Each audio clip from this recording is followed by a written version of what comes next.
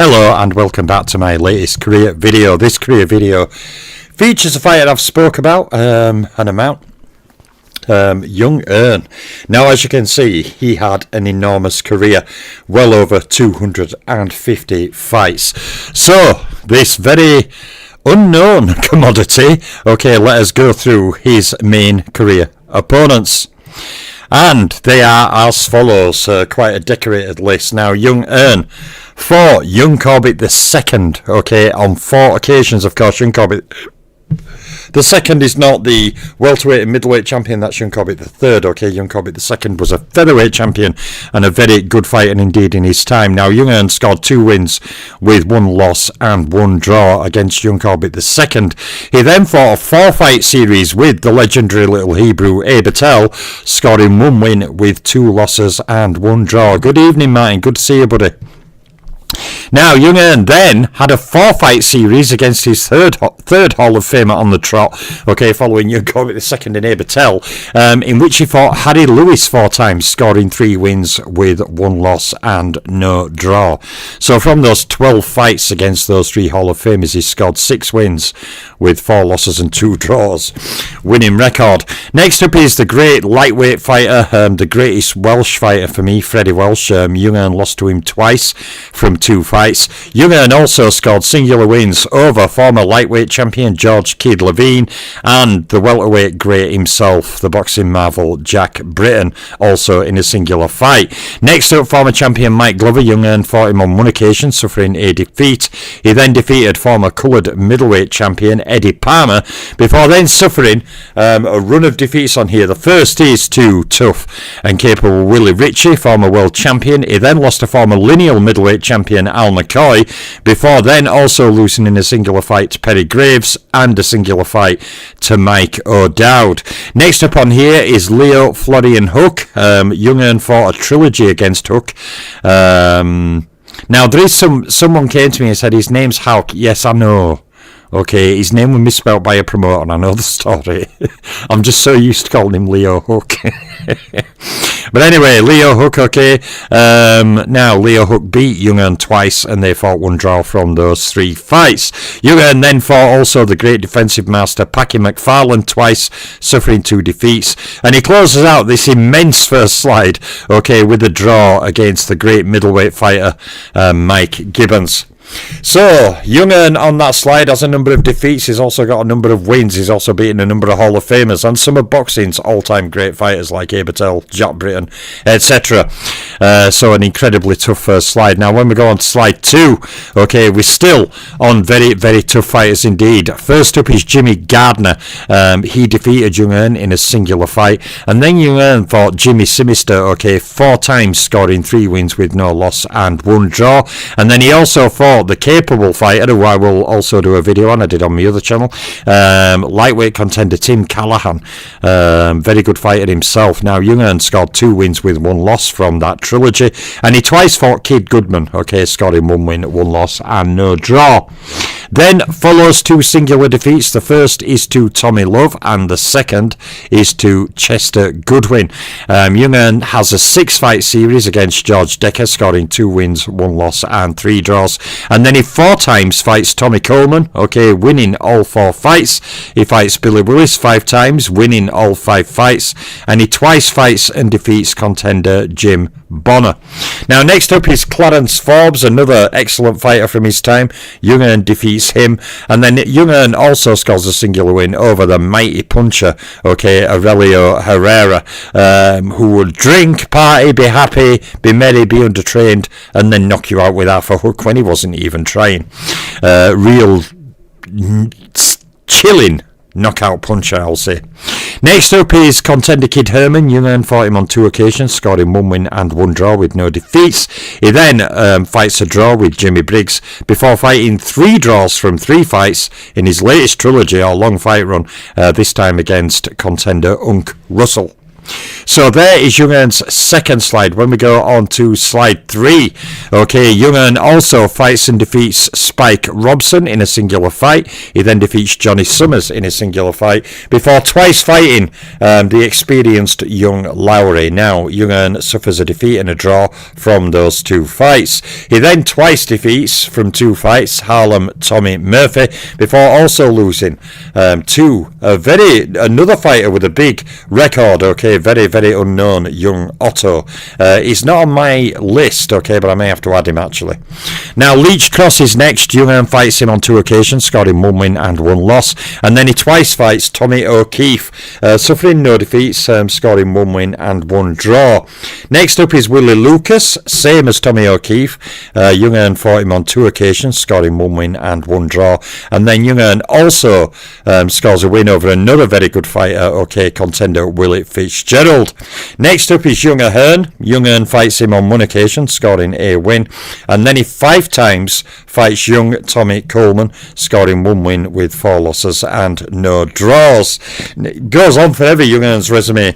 Next up is Jimmy Perry. Okay, Young Ern defeats him in a singular fight, and then he loses to former top 10 contender Ray Bronson, also in a singular fight.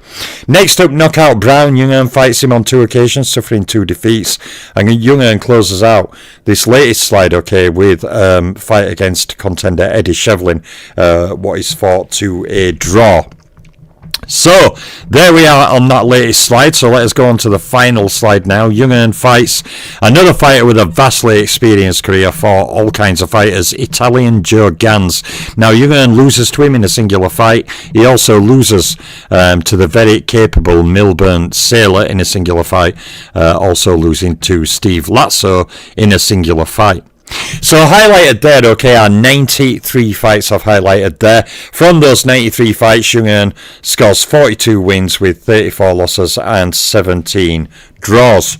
So on we go to his stat slides now. Young Ern scores 15 knockouts, 8 knockouts in 3 rounds or less, and 3 in the first round.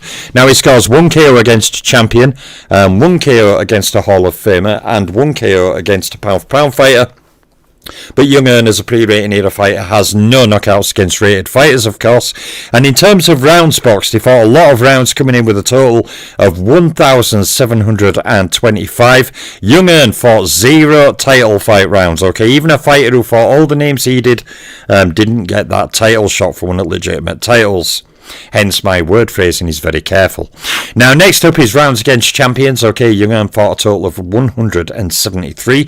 He fought 185 rounds against Hall of Famers and a total of 196 rounds against pound-for-pound fighters. Now, Young Ern fought no rounds against top 10 fighters, top 3 fighters, or ring champions. So on we go to the slide against champions. Okay, so for Young Ern, he had 22 fights against champions with a record of 9 wins, 11 losses and 2 draws, and he defeated 6 individual champions. They were Young Corbett II, A. Battelle, Harry Lewis, George Kid Levine, Eddie Palmer and Jack Britton, and the champion he knocked out individually was George Kid Levine. So on to the slide against Hall of Famers. Young Ern beat multiple Hall of Famers, okay? He gets no credit for beating multiple Hall of Famers, whereas if a modern pound-for-pound fighter beats a guy who people judge will go in Hall of Fame, suddenly he's top 5 all time. But Young Ern, okay, had 24 fights against Hall of Famers, 24 with a record of 8 wins, 12 loss, 4 draw.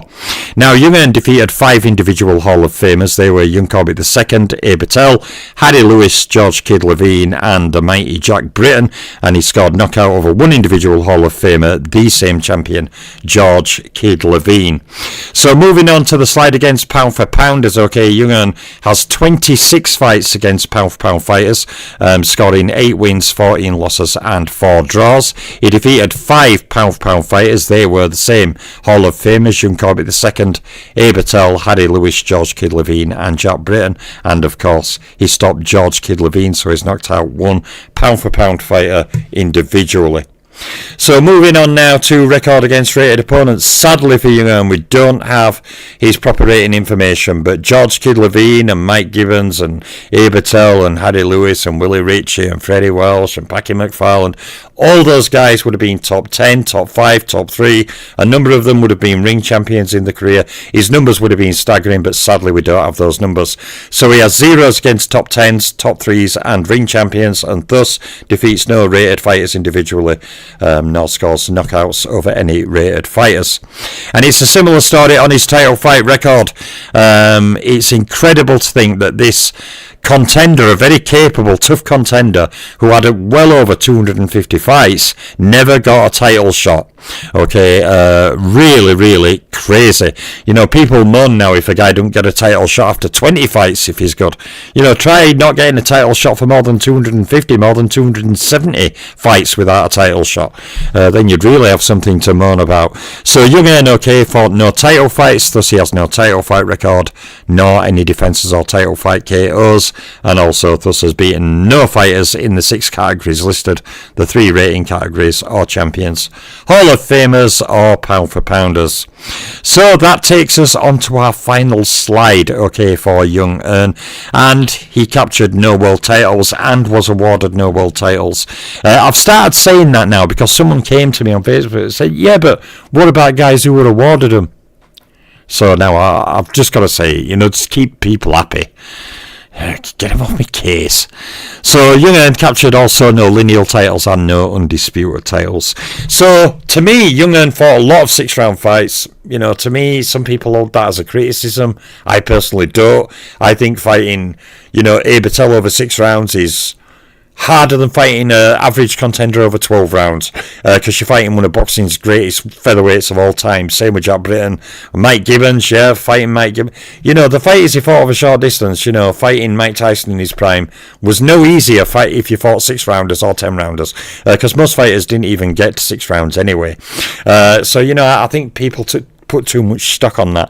Ultimately, you have to look at who he fought, his results against them, you know, and when you look at his experience and his vast career size, and his very capable abilities in a ring shown by the many legitimate contenders, top 10, what would have been top 10 fighters and Hall of Famers, all-time greats he's beaten.